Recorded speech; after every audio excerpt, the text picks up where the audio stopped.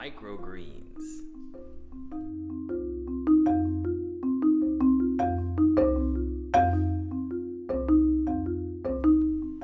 Alright, so the reason that I ordered this microgreens thing for us to do here as a home experiment is that we are going to move from an herb wall business into a microgreen wall.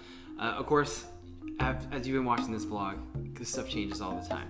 But we think that microgreens are way cooler than herbs for a few reasons. They're super nutritious. There's like a million varieties of them that you can grow. They can be really beautiful because they can be like purples and yellows and oranges and stuff. And did I say they're really nutritious?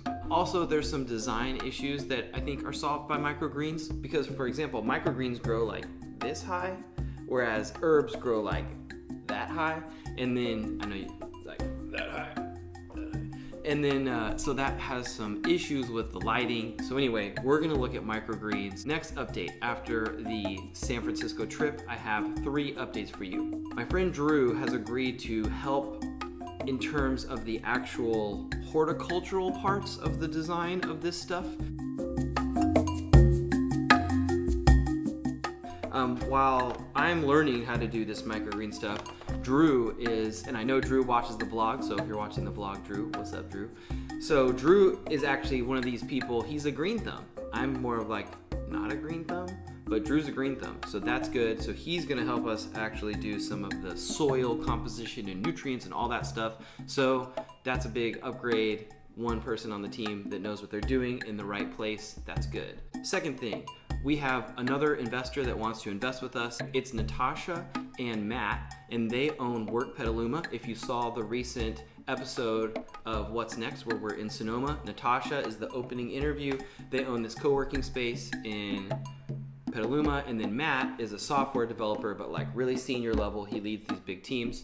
So they said that they think they're gonna wanna come in, but one thing that Natasha told me about is like, I want to see some of these microgreens happening, so we're gonna do some microgreens. Shay Jones here. What was the third update? I know what the third update was. It was that one thing we learned when we were in San Francisco is that it's probably a lot better to target offices because of a lot of reasons that I won't go into right now, but I think that it's probably a much better market than targeting the B2C market.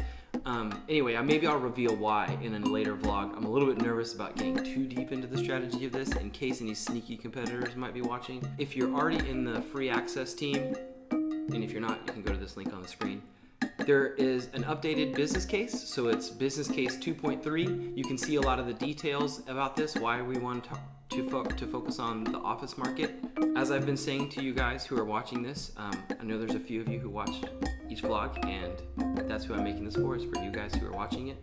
Startups are about spontaneous value creation. Startups are about people who create things and create value as a habit, not because they were told to do it by other people. So if that's you, if you're one of those people, what I would like to hear from you is, what do you think people would like about having microgreens in their office? Ask a few people about microgreens. What do they think about microgreens? Let us know what you're hearing, and that would be an example of spontaneous value creation. I guarantee we will throw the love back to you in some way.